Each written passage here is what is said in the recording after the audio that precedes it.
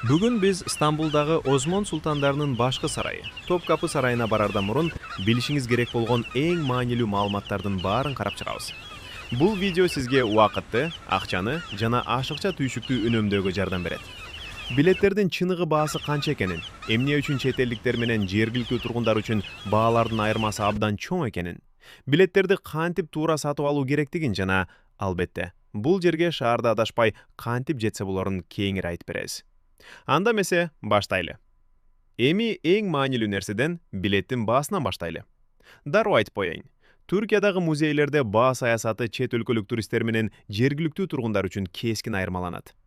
Эгер сиз Топкапы сарайын, гаремди жана Ыйык Ирина чиркөөсүн камтыган комплекстүү билет алсаңыз, кассадагы баалар өңкүдөй. Чет өлкөлүк туристтер үчүн комплекстүү билет 2750 түрк лирасы. Ал эми Түркиянын жарандары үчүн негизги билет болгону 200 түрк лирасын түзөт. Эми акысыз кирүү боюнча маанилүү кеңеш. 6 жашка чейинки балдар үчүн кирүү толугу менен акысыз. Бул эреже түрк жарандарына да, чет өлкөлүк конокторго да бирдей тиешелүү. Бирок кассадан баланын паспортунун түп нускасын сөзсүз көрсөтүшүмүз керек. Антпесе акысыз билет берилбейт.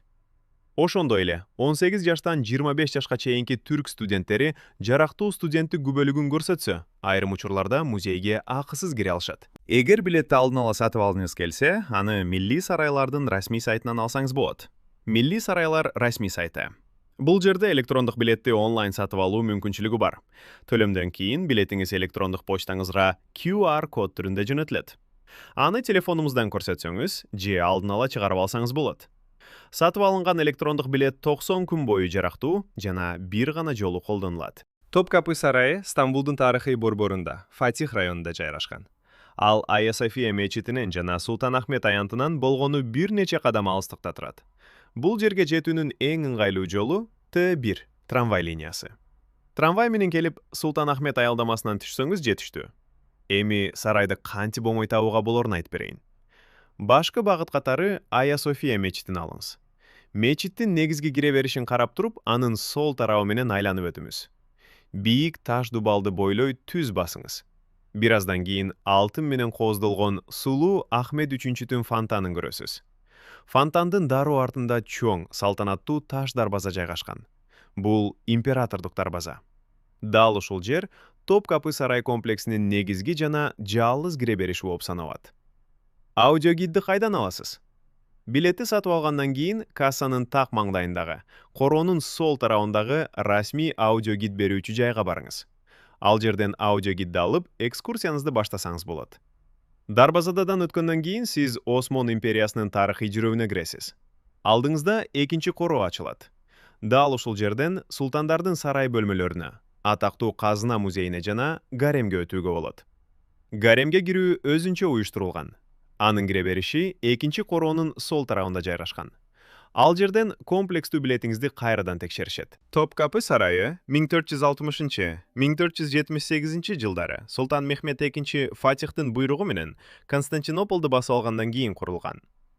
Ал 400 жылдан ашык убакыт бою Осмон империясынын саясий, административдик жана руханий борбору болуп кызмат кылган. Бул жерде султандар жашап, императордук кеңештин жыйындары өтүп, чет өлкөлүк энчилер кабыл алынып, мамлекет үчүн эң маанилүү чечимдер кабыл алынган. 19-кылымда султандар заманбап жана көрктүү Долмабакча сарайына көчүп, Топкапы башкы сарай макамын жоготкон. Ал эми 1924-жылы музейге айландырылган. Мехмет II дүйнөдөн өткөндөн кийин Топкапы сарайы дээрлик 4 кылым бою Осмон султандарынын негизги резиденциясы болуп кызмат кылган. Бул убакыт аралыгында бул жерден болжол менен 30 султан өлкөнү башкарып, ар бири сарайды кеңейтип, жаңы имараттарды куруп кооздоп турган.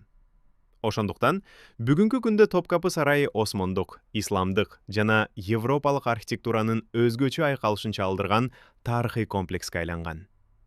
Сарай 4 ички хороодон турат жана 400дөн ашык бөлмөгө ээ. Өзүнүн гүлдөп турган доорунда бул жерде болжол менен 4000 адам жашаган. Алардын арасында султандын үй бүлөсү, мамлекеттик кызматкерлер, евнухтар, кызматчылар, сакчылар жана гаремдеги 300гө жакын күң болгон. Эң ири кеңейтүү иштери 1520-1566 жылдары бийлик жүргүзгөн Улуу Сулейман султандын тушунда жүргүзүлгөн. Дал ошол мезгилде Осмон империясы эң күчтүү дооруна жетип, султан өзүнүн сарайы мамлекеттин улуулугуна татыктуу болушун каалаган. Башкы сарай архитектору Ажем Алинин жетекчилиги астында жаңы имараттар жана көркөм залдар курулуп, сарай кыйла кеңейтилген. Бирок 1574-жылы чыккан ири өрт сарайдын бир бөлүгүн кыйраткан. Андан кийин такка отурган Селим экинчи өрттөн жабыркаган имараттарды гана калыбына келтирбестен, сарайды дагы кеңейтүүгө буйрук берген. Ошол учурда гарем, жашыруун палата, сарай мончолору жана деңиз жээгиндеги павильондор кайрадан курулуп, Топкапы сарайы мурдагыдан да көркөм жана салтанаттуу көрүнүшкө ээ болгон. Осмондор Топкапы сарайын Бакыт сарайы, Сарайы Саадет же Дворец Фелисите деп аташкан. Себеби Султан Мехмед экинчи жеке жашоонун купуялуулугуна өзгөчө маани берген. Сарайдын айрым бөлүктөрү эл үчүн ачык болгону менен, султандын жана анын үй бүлөсүнүн жеке жашоосу катуу корголгон.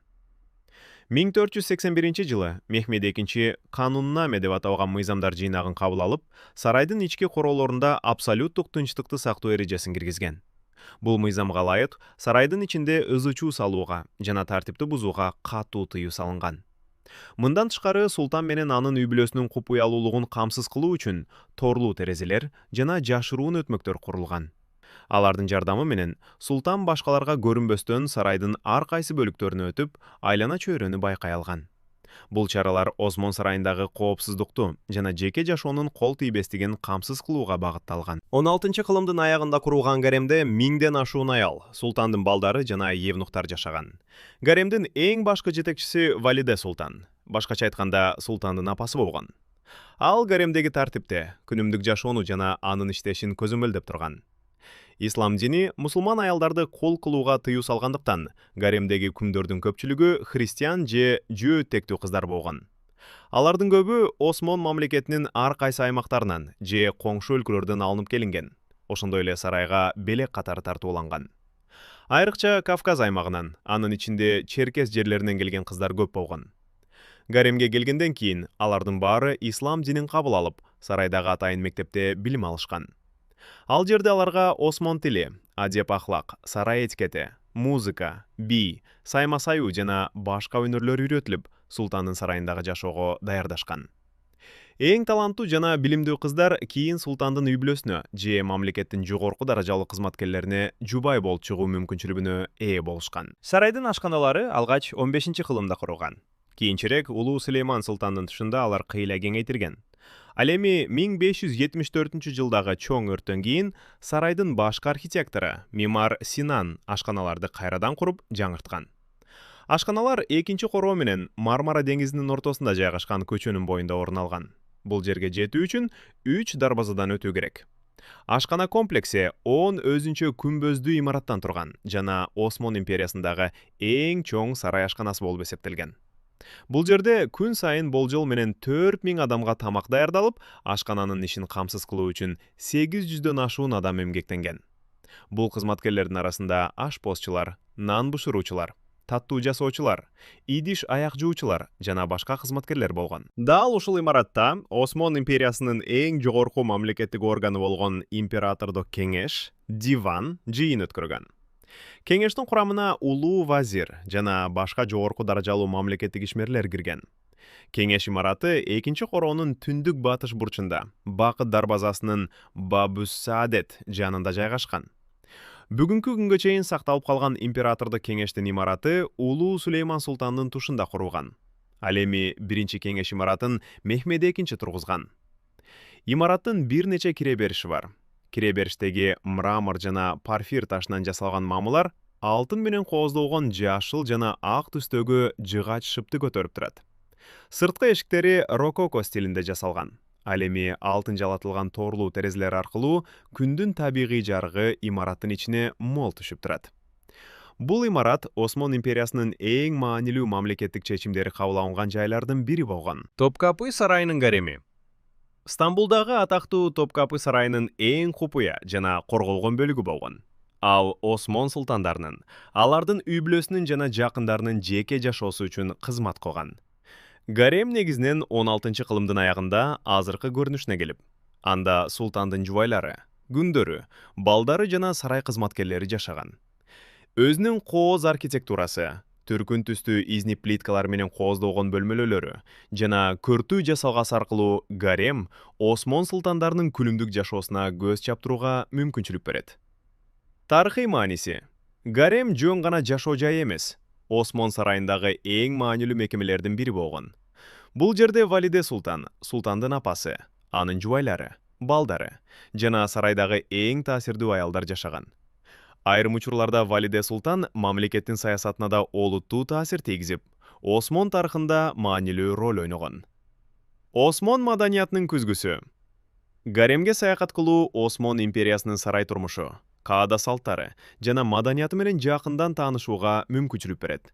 Бул жерден султандардын, ливиблөлөрүнүн, гүңдөрүнүн жана евнухтарынын кандай жашаганын, балдардын кандай тарбияланганын жана сарайдагы күнүмдүк жашоо кандай өткөнүн билүүгө болот. Гаремдин түзүлүшү.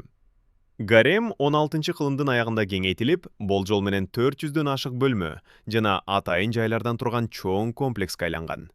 Бардык бөлмөлөр бири-бири менен ички короолор, гүл бакчалар жана фонтандар аркылуу байланышкан. Бул жерде миңден ашуун аял, балдар, евнухтар жана алардын кызматчылары жашаган. Көп кылымдык өзгөрүүлөр Топкапы сарайынын башка бөлүктөрү сыяктуу эле гарем да ар бир жана султандын тушунда өзгөртүлүп, кеңейтилип турган. Натыйжада бүгүнкү күндө анын архитектурасында осмондук, исламдык жана европалык стилдердин өзгөчө айкалышын көрүүгө болот. Архитектуралык көркөмдүгү. Гаремдин бөлмөлөрү өзүнүн укмуштай кооздоо менен айырмаланат. Дубалдары дүйнөгө белгилүү изник керамикалык плиткалары, алтын жалатылган оймо чиймелер, кооз жазуулар жана көркөм жыгач жасалгалар менен кооздолгон. Ар бир бөлмө сарайдын жашоочуларынын даражасына жараша өзгөчө жасалгаланган. Сарайдагы байлык жана салтанат. Гаремдин эң кооз залдары жана жашоо бөлмөлөрү Осмон султандарынын байлыгын, бийлигин жана салтанаттуу жашоосун чагылдырат. Бул жайлар ошол доордогу дүйнөдөгү эң бай жана эң таасирдүү падышалык сарайлардын биринин кандай деңгээлде жашаганын айкын көрсөтүп турат. Бүгүнкү күндө гарем Топкапы сарайынын эң кызыктуу бөлүктөрүнүн бири болуп саналат жана жыл сайын дүйнөнүн бардык бурчунан келген миңдеген туристтерди өзүнө тартып турат. Гаремдеги евнухтардын короосу. Евнухтардын короосу гаремдин биринчи жана эң башкы бөлүгү болгон. Короонун аягында башкы кара евнухтун жеке бөлмөлөрү жайгашкан. Евнухтар гаремдин коопсуздугун камсыздап, тартипти көзөмөлдөшкөн. Алардын баарын башкы гарем евнуху жетектеген. Бул бөлүктө гарем евнухтарынын жатаканасы, башкы евнухтун бөлмөлөрү жана ханзадалар билим алган атайын мектеп жайгашкан. Гаремдин башкы кире бериши. Гаремдин башкы эшиги евнухтардын короосун гаремдин ички бөлүгүнөн бөлүп турган. Бул жерден күзөтчүлөр турган постко өтүшкөн жана андан ары гарем 3 негизги бөлүккө бөлүнгөн. Сол жактагы эшик султандын күмдөрү менен аялдары жашаган короого алып барган. Оң жактагы эшик султандын жеке бөлмөлөрүнө өткөн. Ал эми ортодогу эшик Валиде султандын короосуна чыккан. Султандын жубайлары менен күңдөрүнүн короосу. Бул короо 16-кылымдын орто ченинде курулган. 1665-жылдагы чоң өрттөн кийин кайра калыбына келтирилип, гаремдеги эң чакан короолордун бири болуп калган. Короонун айланасында мончолор, күңдөрдүн жатаканалары, султандын башкы жубайынын батирлери жана гаремди башкарган аял кызматкерлердин жашоо жайлары жайгашкан. Осмон султандарынын жеке бөлмөлөрү. Гаремде Осмон султандарынын жеке бөлмөлөрү дагы жайгашкан.